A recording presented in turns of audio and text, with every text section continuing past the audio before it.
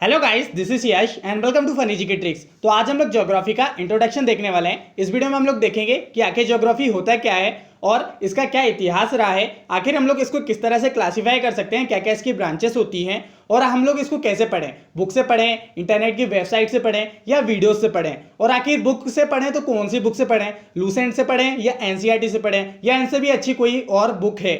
और हम लोग एटलस कौन सा यूज़ करें, ऑक्सफोर्ड या कोई और। देखिए, ये इतने सारे जो मैंने क्वेश्चंस बोले हैं, इसमें बहुत से लोगों को कंफ्यूजन रहता है और इस पर कोई वीडियो भी नहीं बनाता है। तो आपको बिल्कुल भी टेंशन लेने की जरूरत नहीं है। इसमें हम लोग सारे कंफ्यूजन को दूर करेंगे और लास्ट में मैं आपको कुछ इंपॉर्टेंट टॉपिक भी बताऊंगा जिसको हम लोग इस सीरीज में कवर करेंगे, जहां से आपके एग्जाम में क्वेश्चंस बनते हैं। तो इस वीडियो को एंड तक देखिएगा ताकि आपसे कोई भी चीज मिस ना हो। तो चलिए दोस्तों, हम लोग स्टार्ट करते हैं।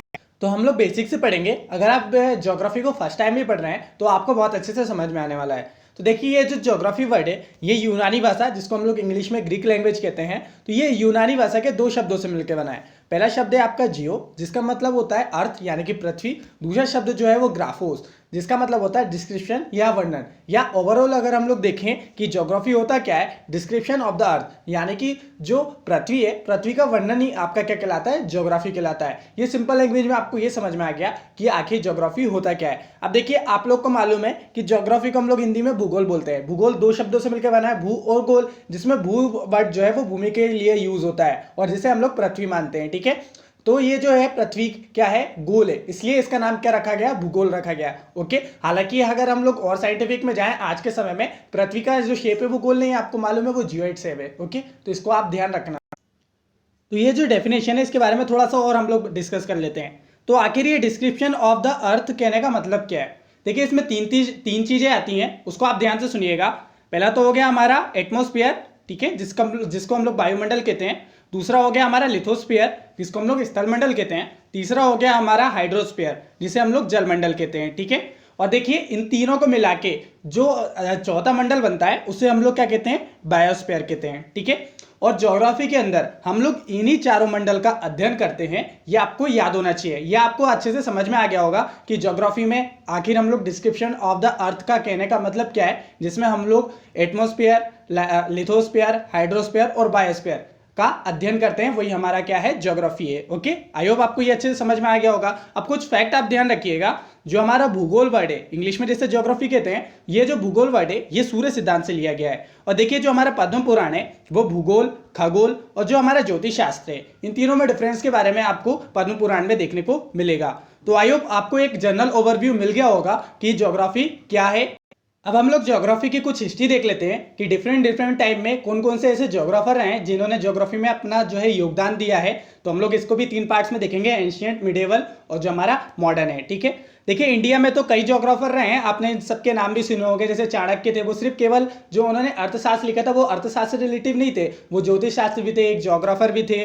और आपने बरामीर का नाम सुना होगा, चाहे ब्रह्मगुप्त हो गए, आर्यभट्ट हो गए, भास्कराचार्य हो गए, भटिया, उत्पला और विजयनंद, ये सारे नाम आपने सुने होंगे। लेकिन ओवरऑल अगर हम लोग वर्ल्ड लेवल पे देखें तो सबसे महत्वपूर्ण योगदान माना जाता है, सबसे पहले वो थे एरिटोस्थनीज। ठीक है, एरिटोस्थनीज का जो काल रहा है वो 276 से लेके 194 का काल रहा है। और यहाँ पर जो लिखा हुआ है ईसा पूर्व लिखा हुआ है, बीसी मतलब बिफोर क्राइस्ट। तो यहाँ पर जो कैलेंडर चलता था, बिफोर क्राइस्ट का मतलब क्या होता है, ईसा पूर्व मतलब यही होता है कि वहाँ उस टाइम का जो कैलेंडर चलता था वो उल्टा चलता था, मतलब कि ईसा मसीह के जन्म से पूर्व वाला जो कैलेंडर है वो उल्टा चलता था। तो इसमें आप कंफ्यूज मत होना। ओके, तो ये जो एरिटोस्थनीज थे, इनका योगदान क्या रहा है। देखिए, इनने क्या करा था, जो भूगोल है, भूगोल का नामकरण तो किया था, लेकिन देखिए इन्होंने पृथ्वी की जो गोलाई मापने की एक वैज्ञानिक विधि है, साइंटिफिक मेथड है, उसको ज्ञात करने के लिए वह और बहुत सारे जो फैक्चुअल डिस्क्रिप्शन देने के लिए या जो बसे हुए भाग का विस्तार करने के लिए, या आप लोग कह दो कि जो आपके विश्व के मानचित्र है उसमें इन्होंने बहुत महत्वपूर्ण योगदान दिया। और इसी योगदान को देखते हुए इनको जो है फादर ऑफ द ज्योग्राफी कहा जाता है। यानी कि ज्योग्राफी के जनक कौन है या भूगोल के जनक कौन है, वो है एरिटोस्थनीज। याद रखना है, इंपॉर्टेंट है, ये क्वेश्चन कई बार एग्जाम में पूछे जा सकते हैं। लेकिन आपको पता होना चाहिए कि किसी भी इंसान को किसी भी सब्जेक्ट का फादर क्यों बनाया जाता है। वो इसलिए बनाया जाता है क्योंकि ये जो सब्जेक्ट है, इस सब्जेक्ट को पहले ना सब्जेक्ट के रूप में पढ़ाया नहीं जाता था, लेकिन जब से इन्होंने इसके बारे में स्टडी करना शुरू करा तो इन्होंने ज्योग्राफी को एक सब्जेक्ट के रूप में स्थापित किया। इसी कारण जो है इनको फादर ऑफ द ज्योग्राफी कहा जाता है। और सिर्फ ज्योग्राफी ही नहीं, किसी भी सब्जेक्ट का कोई भी फादर है तो उसने उसको सब्जेक्ट के रूप में स्थापित किया था, इसलिए उसको जो है उसका फादर कहा जाता है। समझ गए आप लोग? इतने में कोई दिक्कत नहीं होगी आपको। यहाँ पर आपको एक चीज ध्यान रखनी है, ये बात इंटरेस्टिंग है इनके बारे में कि ये ऐसे पहले व्यक्तित्व थे या ऐसे पहले व्यक्ति थे जिन्होंने अर्थ की सरकमफ्रेंस को मापा था, उसको मापने की एक वैज्ञानिक विधि स्थापित करी थी। सरकमफ्रेंस क्या होता है? परिधि। जो परिधि मतलब गोलाई, पृथ्वी की गोलाई को मापने वाले जो थे ये प्रथम व्यक्ति थे। और एरिस्टोस्थेनीज की चौंकाने वाली बात तो ये है कि उन्होंने जो इक्वेटोरियल, जो हमारी भूमध्य रेखा की जो लंबाई थी या उसकी जो गोलाई थी, गोलाई मापी थी वो 40,233 मापी थी, जो कि आज के समय में मॉडर्न सैटेलाइट से मापी गई जो लंबाई है उसके लगभग आपको बराबर देखने को मिलेगी। जबकि दोनों के जो समय काल है उसमें कितना बड़ा डिफरेंस है, ये अपने आप में एक इंटरेस्टिंग बात है। शायद इसीलिए ही उनको इतने सारे टैलेंट के कारण या इतने सारे वर्क के कारण उनको ज्योग्राफी का फादर कहा जाता है। अब बहुत से लोग कमेंट करने वाले हैं कि जो फादर ऑफ द ज्योग्राफी है वो एरिस्टोस्थेनीज को नहीं कहा जाता, वो कहा जाता है हिकेटियस को, जो कि आपके लूसेंट में लिखा हुआ है, इसलिए मोस्टली वही बुक सब लोगों के पास रहती है। अब देखिए फिर सही क्या है दोनों में से, ये आपको समझना पड़ेगा। देखिए मैंने 5-6 जगह देखा तो वहां पर मेरे को जो है एरिस्टोस्थेनीज ही दिखे फादर ऑफ द ज्योग्राफी। अगर आप अभी गूगल भी करेंगे तो गूगल में लिखेंगे आप what is the father of the geography, तो आपको एरिस्टोस्थेनीज ही नाम आएगा। तो फिर ये क्या है, लूसेंट में फिर ये गलत लिखा है क्या? तो देखिए मैं इसके बारे में आपको समझाता हूं, आपको थोड़ा इनके जन्म देखना पड़ेगा। जो हिकेटियस का जन्म हुआ था वो 550 बीसी में हुआ था, ठीक है, और 476 बीसी में उनकी डेथ हो गई थी। तो इनका जो पूरा काल है वो आपको एरिस्टोस्थेनीज के बहुत पहले का देखने को मिलेगा। इसलिए मोस्टली ज्योग्राफर ये काफ़ी ज्योग्राफर ऐसा बोल देते हैं कि जो हिकेटियस है इन्होंने एरिस्टोस्थेनीज से पहले जो है ज्योग्राफी में अपना योगदान दिया था। लेकिन उससे ज़्यादा ज्योग्राफर जो हैं वो एरिस्टोस्थेनीज के पक्ष में है, क्योंकि इन्होंने ज्योग्राफी में हिकेटियस से ज़्यादा अच्छा योगदान दिया था या ज़्यादा बड़ा योगदान दिया था, इसलिए ज़्यादातर ज्योग्राफर जो है एरिस्टोस्थेनीज के पक्ष में, इसलिए इनको जो है फादर ऑफ द ज्योग्राफी कहा जाता है। तो बात ये आती है कि अगर ऑप्शन में दोनों आ जाते हैं तो दोनों में से किस में हम लोग टिक लगा कर आएंगे? तो देखिए मैंने ज़्यादातर बुक में जो है एरिस्टोस्थेनीज का ही नाम देखा है, तो आप बेशक इसमें लगा सकते हैं, आपको कोई डाउट होना नहीं चाहिए। तो आई होप आपका ये क्लियर हुआ होगा। अब देखिए ये तो हमारे वर्ल्ड लेवल पे हो गया, लेकिन इंडियन ज्योग्राफी का भी तो कोई फादर होगा। हाँ, तो उनका नाम भी आपको याद रखना है। उनका जो नाम था वो था जेम्स रेनाल्ड, ठीक है। इनको father of the Indian geography भी कहा जाता है। कौन? James Reginald. ये जो थे ये अंग्रेजों के समय में ईस्ट इंडिया कंपनी के टाइम में आए थे और उन्होंने कई एक्यूरेट जो है मैप डिज़ाइन करे थे हमारे इंडिया के, चाहे साउथ इंडिया हो हमारा, चाहे ईस्ट इंडिया हो, ये सारे जो है मैप उन्होंने उस टाइम में डिज़ाइन करे थे। ये कार्टोग्राफर भी थे, कार्टोग्राफर जो कि मानचित्रण बनाते हैं या मानचित्र बनाते हैं, ओके। तो इनका नाम भी याद रखना, क्या नाम है? James Rennell, okay. देखिए इसके बाद जो आए थे वो थे स्ट्राबो। इन्होंने भी ज्योग्राफी में अपना महत्वपूर्ण योगदान दिया था। इन्होंने किया क्या था, जो ज्योग्राफी है, ज्योग्राफी का फर्स्ट टाइम जो है इन्होंने डिफाइन किया था। ये एक तरीके से कह लो इन्होंने ज्योग्राफी की परिभाषा दी थी, डेफिनेशन दी थी। इनकी एक पुस्तक थी ज्योग्राफिया, जिसमें ये डेफिनेशन देखने को मिलती है, जो कि 17 वॉल्यूम में है। इनका जो जन्म काल था वो 74 या 73 बीसी पूर्व था, ठीक है। तो इन्होंने क्या डेफिनेशन दी थी? इन्होंने कहा था कि भूगोल में स्थल तथा महानगरों में बसने वाले जीवों के बारे में ज्ञान कराने के साथ साथ विभिन्न लक्षणों वाली पृथ्वी की विशेषताओं को समझाता है। तो ये जो डेफिनेशन दी थी वो स्ट्राबो ने दी थी। तो ये जो थे हमारे एंशियंट ज्योग्राफर थे। अब हम लोग मध्यकालीन इतिहास में आते हैं, इसमें कौन कौन से जो है हमारे जो ज्योग्राफर रहे हैं, है ना। तो सबसे पहले हम लोग बात करते हैं अल-बरूनी के बारे में, जिसका पूरा नाम है अबू रेहान अल-बरूनी। तो इसका जो जन्म हुआ था 973 में और 77 साल की एज में इसकी जो है मृत्यु हो गई थी। ये जो है गजनी इसको भारत लेकर आया था। उस समय जो है गजनी एम्पायर, गजनीवाद का एम्पायर चल रहा था। और ये जो इन्फ्लुएंस था ये प्रभावित था एरिस्टोटल, अरस्तु से, टोलेमी थे, आर्यभट्ट, ब्रह्मगुप्ता और जो रिजाज हो गए, बहुत सारे जो थे इनके जो थे इससे प्रभावित था जो अल-बरूनी था।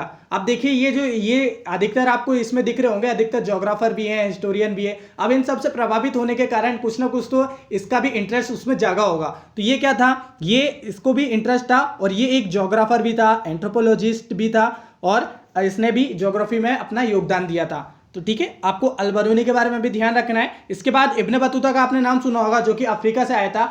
तो ये अफ्रीका के मोरक्को से आया था। उस समय भारत में मोहम्मद बिन तुगलक का शासनकाल था और उसके दरबार में ये इब्न बतूता आया था। ये जोग्राफर भी था, एक्सप्लोरर भी था और एक अच्छा स्कॉलर भी था। इसने भी कई जो रास्ते रूट वगैरह खोजे थे, या एक तरीके से कह लो इन सब की जो है उसने व्याख्या करी थी, कहाँ कहाँ से कैसे कैसे वो रास्ते में आया था। ओके, तो इसके बारे में ध्यान रखना है। इसके बाद जब हम लोग मॉडर्न हिस्ट्री में आते हैं तो आपको मालूम है कि जब अंग्रेजों का आगमन होता है, पुर्तगालियों का आगमन होता है, तो उसमें क्रिस्टोफर कोलंबस का आपने नाम सुना होगा, जिसने अमेरिका की खोज करी थी। तो एक तरीके से वो भी एक ज्योग्राफर के रूप में ही उसको माना जाता है। और दूसरा वास्को डी गामा हो गए और बहुत सारे ऐसे जो थे आगे आते गए जिन्होंने ज्योग्राफी में अपना योगदान देते गए। और फिर तो जब ईस्ट इंडिया कंपनी आ गई तो उसमें तो कितने सारे ज्योग्राफर हमारे आ ही गए थे। तो अलग अलग समय में अलग अलग ज्योग्राफर आते रह गए हैं और उन्होंने ज्योग्राफी को अपने अपने तरीके से डिफाइन या अपने अपने तरीके से डेफिनेशन दी है। यहाँ पर मैंने ये स्लाइड ऐड करने का मकसद यही है कि आप कई बार क्या होता है क्वेश्चंस में आपको कथन दे देता है और आपको फिर ऑप्शन दे देता है कि ये निम्न में से किसका कथन है या किसकी परिभाषा है। जैसे कि टोलेमी है, ये प्रमुख ज्योग्राफर थे, तो इन्होंने भूगोल की डेफिनेशन दी है और कहा है कि भूगोल वह अवामय विज्ञान है जो स्वर्ग में पृथ्वी की प्रतिबिंब देखता है। तो ये कथन आपसे पूछा जा सकता है कि किसका है, तो वो टोलेमी का है ना। और बाकी ऐसे ये भी डेफिनेशन देख लेना, इसमें समझाने लायक कुछ नहीं है, बस आपको एक बार पढ़ना है, चाहे स्क्रीनशॉट आप इसका ले लीजिए। चलिए, और कुछ नवीन भाषाएं अभी हम लोगों ने जो टोलेमी वाली देखी थी वो प्राचीन परिभाषाएं थी, लेकिन आज के समय में क्या हो गई, थोड़ी सी डेफिनेशन जो हो गई है वो थोड़ी डेवलप हो गई है। अब जैसे कि अमेरिकन के विद्वान थे प्रेस्टन जेम्स, उन्होंने भी अपनी डेफिनेशन दी और रूसी भूगोल वेत्ताओं ने भी, ईजे टफ ने भी दी। कुल मिला के अगर आप इनकी डेफिनेशन भी पढ़ेंगे ना तो वो वही कहेगा जो मैंने आपको शुरू में बताया है कि हम लोग अर्थ में किस किस चीज़ का, जलमंडल का, स्थलमंडल का और जलमंडल, इन्हीं सब का जो है अध्ययन करते हैं, वही जो है हमारा भूगोल कहलाता है। कुल मिला के यही कहना चाह रहे हैं, है ना। तो ये आप देख लेना, इसमें आपको कोई डिफिकल्टी नहीं होगी और इसमें समझाने लायक भी कुछ नहीं है। आपकी जो एनसीईआरटीज है उसमें 2 डेफिनेशन हाईलाइट करके बॉक्स में रखी हुई है, तो ये डेफिनेशन भी आप देख लीजिए। वो है रिचर्ड हर्टसोन और जो हेटनर है उनकी। तो इन्होंने क्या कहा है, geography is concern with the description and explanation of the areal differentiation of the earth surface. मतलब कुल मिला के कहने का मतलब भी वही है, जो हमारी अर्थ सरफेस है उसके डिफरेंट भाग में कि जो उसका हमारी जो एनसीईआरटी है उसमें 2 डेफिनेशन लिखी है, इसको बॉक्स में अलग से हाईलाइट किया हुआ है, तो इसको भी आप देख लीजिए। रिचर्ड हार्टसन और हेटनर की है। इन्होंने क्या कहा है, रिचर्ड हार्टसन ने कहा है geography is concern with the description explanation of the areal differentiation of the earth surface. मतलब कहना क्या चाह रहा है, जो अर्थ है आपकी, अर्थ के अलग अलग भाग में क्या क्या उसको किस तरीके से डिफरेंशिएट है और उसको जो डिस्क्रिप्शन है या उसका वर्णन या उसका एक्सप्लेनेशन ही आपका क्या है, ज्योग्राफी है। यही आपकी डेफिनेशन नीचे वाली भी कहना चाहती है कि geography study the difference of the phenomena usually related in the different parts of the earth surface. मतलब जो हमारी अर्थ सरफेस के अलग अलग भाग में क्या क्या घटनाएं होती है, क्या क्या फिनोमिना होते हैं, उसके बारे में जो है हमें ज्योग्राफी बताती है। ठीक है, वही सिंपल चीज है, वही डेफिनेशन को सब लोग अपने अपने तरीके से कह रहे हैं, लेकिन कहना सब लोग एक ही चीज चाह रहे हैं। ठीक है, ये आपको समझ में आ गया। आई होप आपको यहाँ तक कोई डिफिकल्टी नहीं हुई होगी, आपको अच्छे से समझ में आया होगा। देखिए यहाँ पर मैं आपसे कुछ बात करना चाहता हूँ।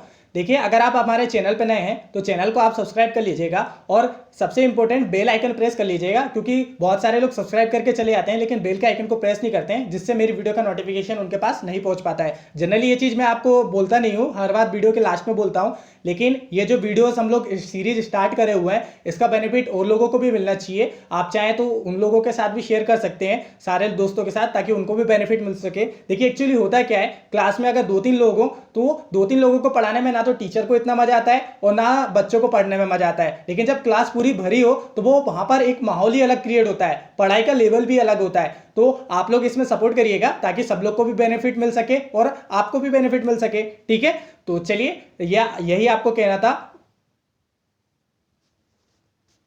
तो आखिर हम लोग ज्योग्राफी को किस तरह से क्लासिफाई कर सकते हैं, क्या क्या इसकी ब्रांचेस होती हैं। देखिए, सिस्टमेटिक अप्रोच के आधार पर हम लोग इसको 4 पार्ट्स में डिवाइड कर सकते हैं। पहला होगा फिजिकल, दूसरा हो गया प्रिंसिपल एंड फिलोसफिकल, और तीसरा है हमारा मेथड्स एंड टेक्निक्स, और चौथा है हमारा ह्यूमन ज्योग्राफी। ओके, ये 4 पार्ट्स में हम लोग डिवाइड कर सकते हैं इसको, जिसमें से हम लोग सबसे पहले प्रिंसिपल एंड फिलोसफी और मेथड एंड टेक्निक्स के बारे में देख लेते हैं। तो सबसे पहले हम लोग देख लेते हैं प्रिंसिपल एंड फिलोसफी। इसको 2 पार्ट में हम लोग बांट सकते हैं, ज्योग्राफिकल थॉट और जो आपका ह्यूमन इकोलॉजी है, जिसमें लैंड एंड ह्यूमन इंटरेक्शन आता है। तो ज्योग्राफिकल थॉट का मतलब क्या है, देखिए यहाँ पर जब यूज हुआ है फिलोसफी मतलब दर्शन, एक विचार। ओके, तो तो देखिए ये जो जोग्राफिकल थॉट है, आपके जो जोग्राफिकल फिनोमिना है या जोग्राफिकल चीज है उसको लेके क्या क्या थॉट्स हैं, डिफरेंट टाइप के लोगों के क्या क्या इसके बारे में सोचते हैं। जैसे कि देखिए आपने नाम सुना होगा संभववाद और निश्चयवाद। इसमें होता क्या है कि कुछ लोग ये सोचते हैं कि मानव ने प्रकृति पे जीत पा ली है, मानव चाहे जो है वो प्रकृति को अपने आप से कंट्रोल कर सकता है। जैसे कि आप लोग देखते हैं कि वह प्रदेश या वह जगह जहां पर इंसान का रहना संभव नहीं है, लेकिन आज भी इंसान वहां रह रहा है। एक तरीके से आप ये कह सकते हैं कि उसने वहां पर विजय पा ली है और वहां पर वो लोग रह रहे हैं। जहां पर इतना सूखा पड़ता था वहां पर भी लोग रह रहे हैं, और जहां पर इतनी ठंडी पड़ती थी वहां पर भी लोग रह रहे हैं। इसलिए एक बार का मानना यह है कि इंसान ने जो है नेचर पर विजय पा ली है। जबकि अगर इसके हट के हम लोग दूसरा थॉट देखें तो दूसरे थॉट में ये ऐसा है कि जो नेचर है, नेचर को इंसान कभी कंट्रोल कर ही नहीं सकता, क्योंकि नेचर जब अपना प्रकोप दिखाती है तो इंसान भी उससे नहीं बच पाता है। तो ये जो है बहुत सारे ऐसे जोग्राफिकल थॉट्स वगैरह हैं जो आपको यहाँ पर देखने को मिलेंगे। इसके बाद ह्यूमन इकोलॉजी, जिसमें जो लैंड है या जोग्राफिकल कोई भी फिनोमिना है या जोग्राफिकल कोई भी स्थलाकृतियाँ हैं उससे ह्यूमन का क्या क्या इंटरेक्शन है वो इसके अंदर आता है। अब आप लोग ये जो आपकी प्रिंसिपल एंड फिलॉसफी वाला जो ब्रांचेस है ये आपको बहुत सारी बुकों में ह्यूमन ज्योग्राफी है उसके अंदर आपको देखने को मिलेगा। तो उसमें भी आपको कंफ्यूजन नहीं होना है, क्योंकि देखिए यहाँ पर जो इंटरेक्शन रहता है वो ह्यूमन के लिए रहता है, क्योंकि ये जो सोच है, ये थॉट है, ये ज्योग्राफी को लेकर ये ह्यूमन्स के अंदर ही आ रहे हैं। इसलिए कई बार जो है इसको यहाँ पर ह्यूमन ज्योग्राफी के अंदर रख दिया जाता है और बेसिकली इसी में ही रखते हैं लोग, है ना। तो ये आप समझ जाना, इसमें आपको कोई कंफ्यूज नहीं। इसके बाद बात करते हैं मेथड एंड टेक्निक्स के बारे में। इसमें पहला आपका आता है कार्टोग्राफी। कार्टोग्राफी हिंदी में इसको बोलते हैं मानचित्रण। तो आप इसके जो अध्ययन करते हैं या इसमें काम करने वाले लोगों को कार्टोग्राफर कहा जाता है। तो देखिए इसमें होता क्या है, ये जो मानचित्र बना रहता है, मैप वगैरह, इस सब को डिजाइन करना, उस पर कैसे रोड्स वगैरह होती हैं, क्या क्या इनकी एरिया वगैरह है, तो बहुत सारी चीज़ जो आप मानचित्र देखते हैं वही काम जो रहता है ये कार्टोग्राफर का रहता है, जैसे कि आप लोग इमेज में देख सकते हैं। इसके बाद क्वांटिटिव टेक्निक्स। क्वांटिटिव टेक्निक्स मतलब किसी चीज़ की गणना करना, संख्या की गणना करना या क्वांटिटी कितनी है उसकी, उसके लिए जो जो टेक्निक्स है वो इसमें कनेक्ट करी जाती हैं या पढ़ी जाती हैं। इसके बाद फील्ड सर्वे मेथड। सर्वे आखिर कैसे किसी भी क्षेत्र का जो है सर्वे किस तरीके से लिया जाता है, कौन कौन सी उसके लिए मेथड यूज करी जाती है। उसके बाद कुछ ज्योग्राफिकल इंफॉर्मेशन आती है जिसमें आपका जीआईएस आ जाता है। जीआईएस मतलब क्या होता है, इसका मतलब होता है ज्योग्राफिकल इंफॉर्मेशन सिस्टम। मतलब आपको फुल फॉर्म से मालूम चल रहा है, ज्योग्राफी की इंफॉर्मेशन देने वाला ये सिस्टम होता है। जीपीएस आपने नाम सुना हुआ है, जिसका फुल फॉर्म क्या है, ग्लोबल पोजिशनिंग सिस्टम, ओके। और एलआईएस लॉजिस्टिक इंफॉर्मेशन सिस्टम। तो ये आपको इतना ज़्यादा इंपॉर्टेंट नहीं है, ये आपको बस इस एक बार ओवरव्यू होना चाहिए इसके बारे में। यहाँ से आपके क्वेश्चन उतने नहीं बनते, लेकिन हम लोग एक बार इसको भी देख लेंगे। तो हम लोगों ने दूसरी और तीसरी ब्रांचेस को पढ़ लिया। देखिए ये 4 ब्रांच के अलावा पांचवी भी एक ब्रांच होती है जो कि फिजिकल और ह्यूमन ज्योग्राफी के बीच की कड़ी होती है, यानी कि इंटरफेस होती है, जिसका नाम है बायोज्योग्राफी। तो ये बायोज्योग्राफी के अंदर क्या क्या आता है उसको भी हम लोग एक एक करके देख लेते हैं।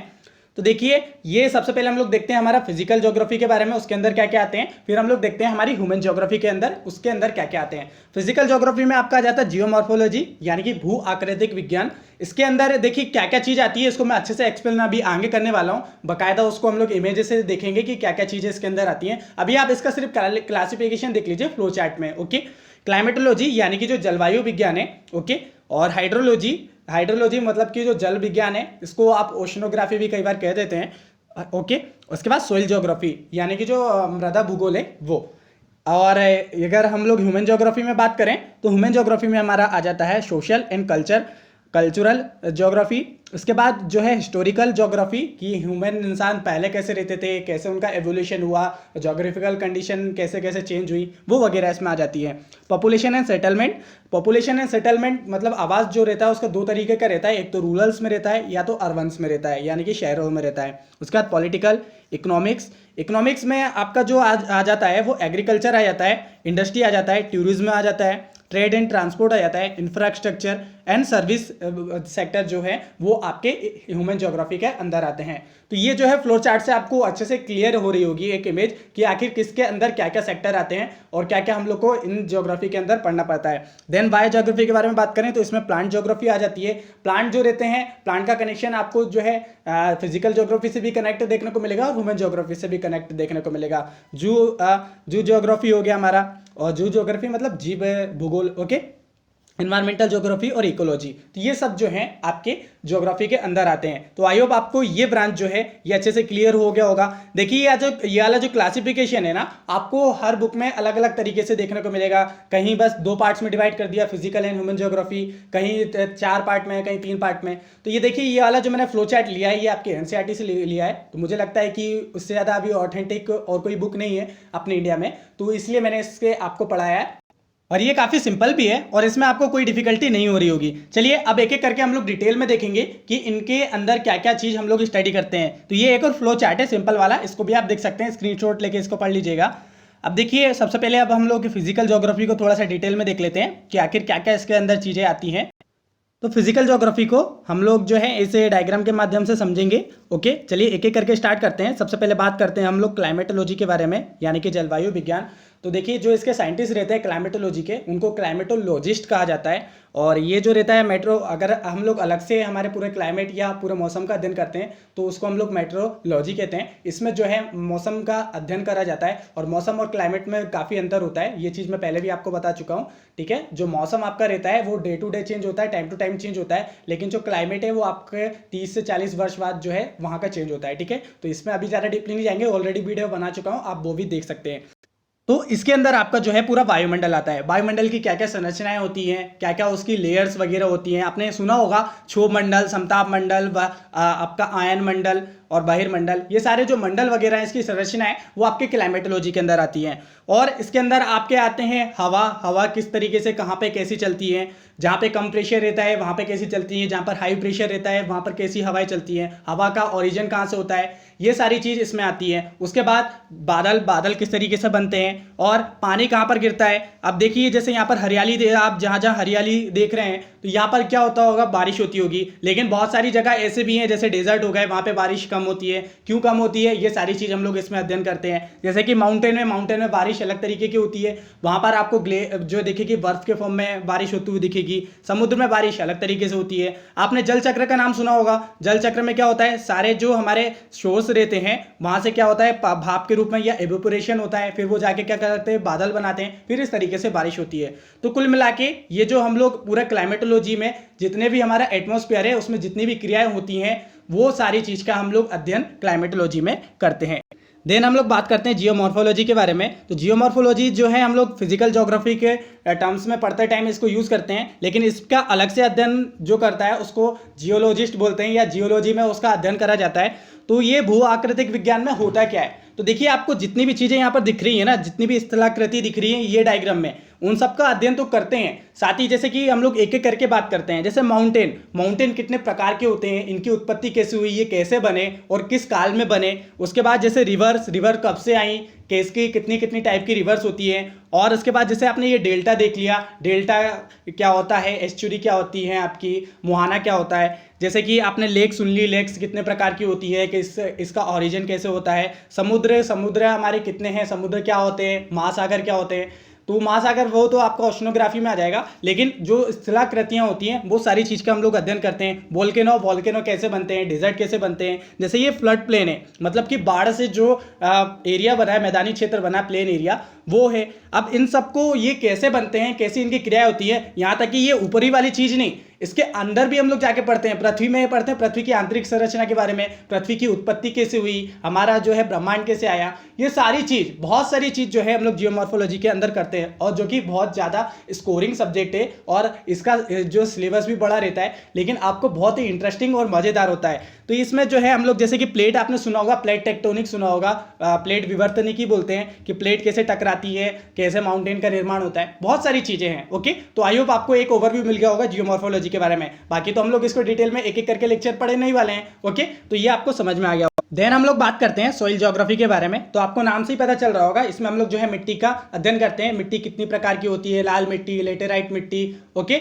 और जलोढ़ मिट्टी। जैसे कि अलग अलग जगह में आपको पहाड़ी साइड मिट्टी अलग देखने को मिलेगी, मैदान साइड जो है आपको अलग देखने को मिलेगी, समुद्र के पास जो है आपको अलग देखने को मिलेगी, रेतीली मिट्टी देखने को मिलेगी, जो फ्लड के कारण जो बाढ़ से जो बहकर आती है मिट्टी वो अलग देखने को मिलेगी, और नदियाँ जो अवसाद लेकर आती हैं उससे जो मिट्टी बनती है वो अलग आपको देखने को मिलेगी। तो डिफरेंट टाइप के डिफरेंट जगह जगह पे आपको जो जो मिट्टियाँ पाई जाती हैं उनको हम लोग जो है सॉइल ज्योग्राफी के अंदर देखते हैं। देन बात करते हैं हम लोग बायोज्योग्राफी के बारे में, जो कि बायोलॉजी से इन्फ्लुएंस है। बायोलॉजी में हम लोग क्या करते हैं, प्लांट और एनिमल दोनों का अध्ययन करते हैं, दोनों की स्टडी करते हैं, उसका जो ज्योग्राफिकल एंगल है उसको हम लोग बायोज्योग्राफी कहते हैं। तो इसमें क्या होता है, हम लोग ये देखते हैं कि कहाँ कहाँ पर कौन कौन सी प्लांट की स्पीशीज पाई जाती है, आपको जो फ्लड प्लेन एरिया रहता है या जो डिजर्ट एरिया है वहाँ पर कौन कौन सी पेड़ों की प्रजाति पाई जाती है, एनिमल्स की कौन कौन सी प्रजाति पाई जाती है, और जो आपके ठंडे प्रदेश रहते हैं वहाँ पर कौन सी प्रजाति पाई जाती है, जो आपके प्लेन वाले या मैदान वाले एरिया रहते हैं यहाँ पर कौन कौन सी प्रजाति पाई जाती है, पठारों में कौन कौन सी प्रजाति पाई जाती है, या इंसान की भी कई कई प्रजाति हैं अलग अलग आपको प्लेस में देखने को मिलेंगी। तो ये सारी चीज़ों का अध्ययन जो है हम लोग बायोज्योग्राफी के अंदर करते हैं। देन आपका जो आता है मैथमेटिकल ज्योग्राफी, तो इसमें जो है आपका एस्ट्रोनॉमी का जो स्पेस के बारे में आपका अंतरिक्ष है उसका अध्ययन करते हैं, जिसमें आप देखते हैं ना पूरा सौरमंडल का अध्ययन करते हैं। आपके एक्सो प्लैनेट होते हैं जो हमारे सौरमंडल से दूसरी जगह जो प्लैनेट पाए जाते हैं, कितने सारे सितारे वगैरह मतलब कि जो स्टार्स होते हैं उनका अध्ययन करते हैं। तो ये सारा जो आपका आता है किसमें, मैथमेटिकल ज्योग्राफी में आता है। तो आई होप आपको एक अच्छा ओवरव्यू मिल गया होगा फिजिकल ज्योग्राफी के बारे में। अब हम लोग देखते हैं ह्यूमन ज्योग्राफी के अंदर क्या क्या आते हैं। तो देखिए जो पॉलिटिकल साइंस अलग से रूप में यूज करते हैं, तो उसका ज्योग्राफिकल एंगल जो रहता है उसको हम लोग पॉलिटिकल ज्योग्राफी कहते हैं। ऐसे एंथ्रोपोलॉजी का कल्चरल ज्योग्राफी, हिस्ट्री का हिस्टोरिकल ज्योग्राफी, इकोनॉमी का इकोनॉमिकल ज्योग्राफी, और सोशियोलॉजी का सोशल ज्योग्राफी। ओके, चलिए इसको और हम लोग सिंप्लीफाई करके और अच्छे से समझ लेते हैं। तो ह्यूमन जियोग्राफी को हम लोग 5 भाग में देख लेते हैं। सबसे पहले बात करते हैं ह्यूमन जियो के बारे में। तो ह्यूमन ऑक्यूपेशन ऑफ द अर्थ, मतलब कि अर्थ में उसका क्या क्या ऑक्यूपेशन है, क्या क्या व्यापार है, क्या क्या उसका व्यवसाय वगैरह है, कहाँ कहाँ पर उसका क्या क्या ऑक्यूपेशन है हमारे अर्थ में, उसके बारे में हम लोग इसमें देखते हैं।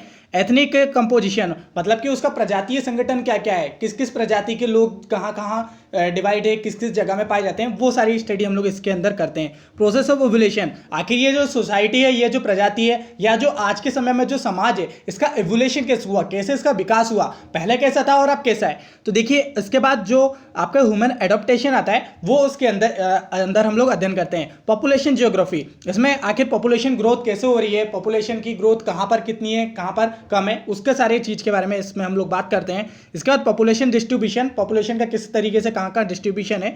एथनिक एंड सोशल एंड जो लिंग्विस्टिक कंपोजिशन है, मतलब कि समाज के आधार पर या प्रजाति के आधार पर या भाषा के आधार पर कहाँ कहाँ लोग किस तरीके से बटे हुए हैं। आपको तो मालूम है हमारा जो इंडिया है वो तो डाइवर्सिटी के लिए ही प्रसिद्ध है। हमारे इधर तो कितनी सारी भाषाएं हैं, कितने सारे भाषाओं के अलग अलग लोग हैं। यहाँ तक तो आप जानते हैं कि भाषा के आधार पर हमारे राज्य भी बने हुए हैं। तो ये सारी चीज़ के बारे में हम लोग इसके अंदर अध्ययन करते हैं। देन कल्चरल ज्योग्राफी, और इसमें हम लोग जो है spatial pattern of the different culture, मतलब आप देखते होंगे कि डिफरेंट टाइप के लोग के अलग अलग कल्चर होता है, उनके कल्चर के आधार पर भी जो है समाज या पॉपुलेशन को जो है वो डिवाइड होती है और अलग अलग रहती है। देन है impact of environment on the pattern, जैसे कि इन्वायरमेंट देखते हैं, कहीं कहीं का इन्वायरमेंट सुटेबल रहता है तो उसके हिसाब से जो है इंसान वहाँ बसना शुरू करते हैं। जैसे कि आप लोग देखते हैं अधिकतर जो सभ्यता बसी थी वो हमारी नदियों के पास बची थी, क्यों नहीं डेजर्ट में बसी थी, क्योंकि वहाँ पर लाइफ नहीं है। तो इन्वायरमेंट को भी देख के लोग जो है सेटलमेंट करते हैं।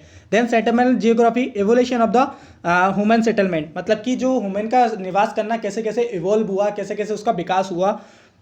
इसके बाद इंटरेक्शन विथ एनवायरनमेंट, एनवायरनमेंट से क्या क्या उसका इंटरेक्शन रहता है। आप लोग देखते हैं कि बहुत सारे लोग एनवायरनमेंट को पूछते भी हैं, बहुत सारे लोग मानते भी हैं, और एनवायरनमेंट से ही जो है हम लोग जो है अपना भोजन का पालन पोषण वह सब कुछ करते हैं। ठीक है, इसके बाद जो है हमारा इंटरनल ऑर्गेनाइजेशन सेटलमेंट, क्या क्या संस्थाएं वगैरह जो है हम लोग एक समाज में सोसाइटी में बनाते हैं। और इसका जो सेटलमेंट होता है वो दो तरीके से होता है, एक तो लोग गाँव में रहते हैं और एक तो लोग शहर में रहते हैं। तो गाँव के लोगों का कैसा रहन सहन रहता है और जो अर्बन लोग रहते हैं उनका कैसा रहन सहन रहता है, वो किस तरीके से टच रहते हैं आपके ज्योग्राफी से, वो देखते हैं। पॉलिटिकल ज्योग्राफी, इसमें पॉलिटिकल ऑर्गेनाइजेशन आ जाते हैं, जो वर्ल्ड लेवल पे बड़े बड़े आपने ऑर्गेनाइजेशन देखे होंगे, यूएन वगैरह, यूएनडीपीईपी जो रहते हैं आपके, यूएनएफसीसीसी। तो ये सारे जो आप देखते हैं ये एनवायरनमेंट को, ज्योग्राफी को लेके लिए कंसर्न रहते हैं और इनके बारे में जो है बातें करते हैं। देन हम लोग बात करें role of the geographical factors in the politics, जिसको हम लोग जियोपॉलिटिक्स भी कहते हैं। जियोपॉलिटिक्स मतलब क्या होती है, जैसे कि आपने देखा जम्मू कश्मीर का विभाजन हुआ तो उसमें जो है एक ज्योग्राफिकल जो है चेंजेस ही तो करें। आप देखें लद्दाख का एरिया बढ़ा दिया तो मतलब वो क्या हुआ, ज्योग्राफिकल चेंज हुआ। अब आप देखते हैं कि एक भाग को लेके, एक ज्योग्राफिकल एरिया को लेके पॉलिटिक्स होती हैं, एक देश के कंट्री के लोग कंट्री के पॉलिटिक्स या प्रधानमंत्री अलग बोलते हैं और यहाँ के जो अपने कंट्री के प्रधानमंत्री है ये अलग बोलते हैं। तो ये जो पॉलिटिक्स खेलते हैं ये किसको लेके, एक ज्योग्राफिकल पार्ट को लेके, तो यही आपके क्या कहलाती है, जियो पॉलिटिक्स कहलाती है। इसके बाद जो इलेक्टोरल, मतलब कि आप लोग देखते हैं कि एक भाग को लेके भी इलेक्शन लड़े जाते हैं। इलेक्शन को देखा जाता है कि ये भाग हमारा है, इसके लिए हम लोग इलेक्शन करेंगे, ये इसका जो है हम लोग को नेता बनना है या मंत्री बनना है। ठीक है, तो आई होप ये समझ गए होंगे, बहुत ही सिंपल है, इसमें कोई आपको ज़्यादा टफ नहीं है। तो ओवरऑल आपको क्या समझ में आया, हम लोगों ने ये फिजिकल ज्योग्राफी देख लिया, ह्यूमन ज्योग्राफी हो गया। ओवरऑल आपको ये समझ में आया, अगर हम लोग ज्योग्राफी का अध्ययन कर लेते हैं तो आपको अच्छा खासा जियोलॉजी का ओवरव्यू हो जाएगा। हम लोग मेट्रोलॉजी, हाइड्रोलॉजी, जो आपका पेडोलॉजी है, बॉटनी, जूलॉजी, इकोलॉजी और environmental science, anthropology, philosophy, sociology, history, political science, demography, economics और जो आपके बहुत सारी चीज़ें हैं। तो अगर आप ज्योग्राफी को कर लेते हैं तो इतनी सारे सब्जेक्ट का ना एक आपको अच्छा खासा ओवरव्यू मिल जाएगा। मैं ये नहीं बोलूँगा कि आप इसमें स्पेशल बन जाओगे, लेकिन आपको एक ओवरव्यू तो मिल जाएगा। अब आप देख सकते हैं कि जब इतने सारे सब्जेक्ट का संग्रह है ये, तो ये कितना इंपॉर्टेंट होगा आपके एग्जाम के लिए। इसलिए यहाँ से क्वेश्चन आपके एग्जाम में बन जाते हैं और ये काफ़ी प्रैक्टिकल भी है। देखिए, आपको जो हिस्ट्री और पॉलिटिक्स में और जो सोशियोलॉजी और फिलोसफी है, इसमें आपको थिंकिंग करना पड़ता है, इमेजिनेशन करना पड़ता है, लेकिन यहाँ पर आपको सारी चीज़ प्रैक्टिकल होती हुई दिखती है, अपने आजू बाजू दिखती है। ओके, तो ये आपका अच्छा सब्जेक्ट है और बहुत ही इंटरेस्टिंग है, मेरा भी फेवरेट है, तो इसको हम लोग अच्छे से देखेंगे। आई होप आपको समझ में आ गया। दूसरा सबसे बड़ा डाउट है ये आपको ले रहता है कि हम लोग एनसीईआरटी से पढ़ें या लूसेंट या अरिहंत वगैरह से पढ़ें। तो इसको समझाने के लिए थोड़ा सा हम लोग को हमारी माइंड की साइकोलॉजी को समझना पड़ेगा, क्योंकि देखिए हम लोग को मालूम है कि एनसीईआरटी बेस्ट है, लेकिन जब हम लोग लूसेंट वगैरह ये खरीदने जाते हैं तो उसका जब फ्रंट पेज पढ़ते हैं तो उसमें साफ साफ लिखा रहता है ये एनसीईआरटी की समरी है। ओके, तो हम लोग इसको खरीद लेते हैं, तो हम लोग ये सोचते हैं कि एक ही बुक पढ़ लेंगे ना, फालतू इतनी सारी बुक कौन पढ़े। ठीक है, तो यही सोचते हैं, इसलिए हम लोग ये जो है बुक ले लेते हैं। और दूसरा ये इन्फ्लुएंस भी रहता है, बहुत सारे लोग बोलते हैं कि लूसेंट से आता है, तो हम लोग दूसरे के प्रभाव में आके भी इनको बुक्स को ले लेते हैं। ओके, तो दोनों में फ़र्क क्या है मैं आपको ये बता देता हूँ। देखिए, सबसे पहले ये जो आपको लूसेंट वगैरह दिख रही हैं, ये क्या है, ये ओनली समरी है एनसीईआरटी की, एनसीईआरटीज नहीं है, आप लोग समझ लीजिए। देखिए, ये बिल्कुल ऐसा है इसको पढ़ना। मैं आपको एक एग्जांपल से बताता हूँ। मान लीजिए मैं आपको आज बोल देता हूँ आपको एनसीईआरटी पढ़ने की जरूरत नहीं है, मैं एनसीईआरटी को खुद पढ़ लेता हूँ, है ना, सारी एनसीईआरटी को एक एक करके पढ़ लेता हूँ मैं, और फिर मैं उसके नोट्स बना लेता हूँ। तो वो नोट्स बना दूंगा, फिर आप उसको पढ़ लेना। ठीक है, तो आपको एनसीईआरटी का अनुभव हो जाएगा, एक्सपीरियंस हो जाएगा। तो ये कहाँ तक वाजिब है। अब आप लोग जानते हैं, मैंने एनसीईआरटी के एक एक पेज पढ़े होंगे, एक एक डायग्राम को देखा होगा, उनमें से क्या क्या चीज़ें मैंने एक्सपीरियंस करी होंगी, वो सारी चीज़ एक्सपीरियंस करी होंगी एनसीईआरटी को पढ़ते टाइम। क्या वो एक्सपीरियंस आपको हो पाएगा मेरे नोट्स देखने के बाद? नहीं हो पाएगा। इसलिए टॉपर्स लोग आपको सजेस्ट करते हैं कि आप किसी और के नोट्स ना बनाएं, आप खुद पढ़ के खुद के नोट्स बनाएं, जिससे आपको ज़्यादा एक्सपीरियंस होगा, ज़्यादा अनुभव होगा। और दूसरा अनुभव ये है कि हमारे माइंड की साइकोलॉजी ये रहती है कि हम लोग को इमेज और वीडियो के माध्यम से ज़्यादा अच्छे से याद रहता है। और आप लोग देखते हैं इनमें कितना आपको डायग्राम देखने को मिलेंगे, डायग्राम देखने को ही नहीं मिलते, सिर्फ समरी देखने को मिलती है। और ओवरऑल आप इस बात को बुरा मत मानना, जितने भी लोग जो आपको भटकते हुए दिखते हैं कि कहाँ से पढ़ें कैसे पढ़ें, वो एनसीईआरटी को पढ़ते ही नहीं है। सीधी सी बात है कि वो एनसीईआरटी को पढ़ते नहीं है और इधर उधर भटकते रहते हैं और बस ये वीडियो देखते रहते हैं, मेरे को ये नहीं समझ में आता, वो नहीं समझ में आता। एक बार पढ़ के तो देखिए एनसीईआरटी, आपको सब कुछ अपने आप समझ में आ जाएगा। ये लूसेंट और अरिहंत आपको पढ़ने की जरूरत ही नहीं पड़ेगी। जब आप ये भी अपना सोर्स एनसीईआरटी को पढ़ा रहे हैं तो आप एनसीईआरटी क्यों नहीं पढ़ रहे, पढ़ लीजिए। ओके, तो यहाँ पर अब आपको ये डाउट उठता है कि एनसीईआरटी में अगर पढ़ें तो कौन सी एनसीईआरटी पढ़ें, कितनी पढ़ें। ठीक है, तो आप इसको पूरी एनसीईआरटीज नहीं पढ़ना है, या तो आप 6 से लेकर 10 तक की एनसीईआरटी पढ़ लीजिए, या तो फिर आप जो 11 12 है इन दोनों क्लास की एनसीईआरटी पढ़ लीजिए। दोनों में से कोई भी सेक्शन का पढ़ लोगे तो आपका जो है ज्योग्राफी कवर हो जाएगा। क्यों? क्योंकि देखिए, जो 6 से लेकर 10 तक के बारे में जो आपका ह्यूमन ज्योग्राफी और फिजिकल ज्योग्राफी कवर करा है, वो आपके 11th और 12th दोनों में भी कवर कर लिया है। ठीक है, तो आपको ये याद होना चाहिए। देखिए, कोई भी पब्लिकेशन हो, एक बार आप एनसीईआरटी पढ़ लेंगे ना, तो ये लूसेंट और जो अरिहंत है या अदर कोई बुक है ना, उसको आप 5-6 दिन में खत्म कर सकते हैं। लेकिन आपको एक ओवरव्यू तो मिल जाए, वो आपको एनसीईआरटी से मिल जाएगा, ऑथेंटिक है, आप इसको पढ़िए, गवर्नमेंट की है। फालतू आप भटकते रहते हैं, एक दूसरे से पूछते रहते हैं आप किस बुक से पढ़ते हैं या ये सब्जेक्ट किस बुक से पढ़ते हैं। देखिए, कुछ एग्जांपल मैं जैसे देखता हूँ, आप लोग को दिखाता हूँ। जैसे कि आपको ये डायग्राम दिख रहा है, ये डायग्राम आपको लूसेंट नहीं मिलेगा, लेकिन मैंने ये जो डायग्राम लिया है ना, ये एनसीईआरटी से लिया है, जिससे आपको अच्छे से समझ में आ रहा होगा। इससे पहले भी मैंने आपको ये फ्लो चार्ट दिखाए थे, तो ये फ्लो चार्ट भी जो है मैंने एनसीईआरटी से लिए हैं। तो ये आपको कितना अच्छा ओवरव्यू देते हैं, एक और बहुत सारी इमेजेस भी मिल जाती हैं, तो वो आपके माइंड में लॉन्ग टाइम तक सेव रहती हैं। ठीक है, तो ये आपको समझ में आ गया होगा और ये अच्छे से आपका डाउट क्लियर हो गया होगा। ओके। तो ये जो 11th ज्योग्राफी है 11th और 12th की, तो ये आपकी क्या क्या कवर करती हैं इसको देख लीजिए, इसको आप पढ़ लीजिएगा, काफ़ी आपको हेल्पफुल रहेगा। तो देखिए 11th में आपके दो पार्ट्स हैं, पहला जो है वो फंडामेंटल फिजिकल ज्योग्राफी और दूसरा है आपका इंडिया एंड फिजिकल एनवायरनमेंट, ठीक है। तो ये जो 11th क्लास है ये आपका फिजिकल ज्योग्राफी पूरा कवर करता है, एक एंगल में वर्ल्ड को लेकर चलता है और साथ ही साथ इंडिया की फिजिकल ज्योग्राफी को भी देखते हुए चलते हैं। तो अब आप देखिएगा जो हम लोगों ने देखा वही ज्योग्राफी के अंदर क्लाइमेटोलॉजी और जो आपका लिथोस्फीयर वगैरह जो पूरा रहता है उसको अध्ययन करते हैं। इसमें देखिए आप पूरा देख सकते हैं द अर्थ के बारे में लैंड फॉर्म्स जो कि आपका लिथोस्फीयर है, ओके, स्थल मंडल, क्लाइमेट जो आपके जलवायु है, ओके, और वाटर और जो आपके लाइफ ऑफ द अर्थ जो बायोज्योग्राफी है, ये सारी जो चीज़ें इसमें आपके 11th में कवर हो रही हैं। और यहाँ पर इंडिया को भी जो है इसी फॉर्म में देखने को मिला है। इंडिया का जो आपका फिजिकल ज्योग्राफी है, जैसे कि इंडिया की क्या क्या लोकेशन है, क्या क्या चीज़ें कहाँ पर अवस्थित हैं, ड्रेनेज सिस्टम, अपवाह तंत्र क्या क्या है, यहाँ पे सॉइल कैसी है, किस टाइप से कितनी टाइप में इसको बांटा गया है हमारे इंडिया में, ये सारी चीज़ जो है आपके एनसीईआरटी की 11th कवर कर रही है। यहाँ पर अगर हम लोग बात करें 12th जो है वो हमारे पूरा ह्यूमन ज्योग्राफी को कवर करती है, इंडिया की दृष्टिकोण से भी और हमारे वर्ल्ड के दृष्टिकोण से भी, इसको भी आप पढ़ सकते हैं। आपने ये 11th और 12th की पढ़ ली ना, तो ओवरऑल आपका सब कवर हो जाएगा, आपको कोई बुक और दूसरी पढ़ने की जरूरत नहीं पड़ती है। इसमें आप लोग देख सकते हैं ह्यूमन ज्योग्राफी के बारे में बताया, पॉपुलेशन क्या क्या उसका डेवलपमेंट होता है, ठीक है, प्राइमरी एक्टिविटीज, सेकेंडरी एक्टिविटीज़, और इंडिया के लेवल में भी क्या क्या सेटलमेंट कहाँ कहाँ है, वो सारी चीज़ इसमें कवर करे हैं। इसके बाद और बड़ा डाउट आप लोगों के सामने आता है कि एटलस कौन सी पढ़े और आखिर किस तरीके से हम लोग ज्योग्राफी को पढ़े, ये भी बहुत सारे डाउट होते हैं। सबसे पहले बहुत सारे लोग ऑक्सफर्ड को बोलते हैं, तो ऑक्सफर्ड आप लोग बिल्कुल ले सकते हैं, कोई दिक्कत नहीं है उसमें। इसके बाद एक एटलस और ले सकते हैं, ये है नवीन राष्ट्रीय स्कूल एटलस, मैंने इसको खरीदा था, मेरे पास भी है। तो इसमें इसकी खासियत क्या है कि इसमें एक साइड डायग्राम या एक साइड मैप रहता है, तो उसका एक्सप्लेनेशन भी एक साइड रहता है, जो कि आपको ऑक्सफर्ड में देखने को नहीं मिलता है, तो इसको भी ले सकते हैं। और दूसरी बात, ज़्यादा आपको फालतू पैसे खर्च करने की भी जरूरत नहीं है। आप क्या करें, देखिए जब भी आप बुक में पढ़ें तो बुक में कोई भी ज्योग्राफिकल कंडीशन देखें या किसी नेशनल पार्क का नाम देखें या किसी जगह का नाम सुने, तो फटाफट आप दो चीज़ कर सकते हैं, या तो एटलस उठा सकते हैं या तो आप गूगल मैप में उस जगह का नाम सर्च करें, उसको सर्च करके देख लीजिए, आपको एक्यूरेट वो जगह भी दिखा देगा। या अगर आपको कोई 3D में देखना है, आपको गूगल अर्थ कितना बढ़िया ऐप है, आपको कोई भी इमेज जो दिखाता है वो आपको 3D फॉर्म में दिखाता है, तो आपको और अच्छे से मजा आएगा। तो आपको करना क्या है, आपको जब साथ में बुक रखनी है, बुक में जो जो कंडीशन या जो जो एरिया एरिया आपको पता चलता है, या करंट अफेयर में आप कितनी सारी लोकेशन या जगहों के नाम देख लेते हैं, तो एक बार उनको देख लीजिए गूगल अर्थ और गूगल मैप पे, ओके, या एटलस में देख लीजिए। तो इस तरीके से आपको पढ़ना है। देखिए इस तरीके से पढ़ेंगे ना, आपको ज्योग्राफी एकदम हलवा लगने लगेगा। आपने अभी तक मैंने जितना आपको समझाया है वो आपको काफ़ी अच्छे से समझ में आ रहा होगा, ज्योग्राफी को आपको बिल्कुल भी टफ नहीं लग रही होगी। अभी तो पहला लेक्चर है, आपको धीरे धीरे देखना, एकदम माहौल आपका बन जाएगा ज्योग्राफी में और काफ़ी कॉन्फिडेंस आपको इसमें इंप्रूव होगा, ओके। तो देखिए फाइनली हम लोग कौन सा टॉपिक्स हमारे इस सीरीज में कवर करेंगे, तो ये टॉपिक सिलेक्ट करें, इससे बाहर आपके क्वेश्चन बहुत कम ही बनेंगे, देखते हैं क्वेश्चन आपको यहीं से देखने को मिलेंगे। जैसे फिजिकल ज्योग्राफी में हम लोग स्थलमंडल में देखेंगे 13 टॉपिक के बारे में, वायुमंडल में देखेंगे कुछ 6 टॉपिक, जनमंडल में हम लोग 7 टॉपिक देखेंगे, ह्यूमन ज्योग्राफी को भी हम लोग साथ में इसके कवर करते हुए चलेंगे, ओके।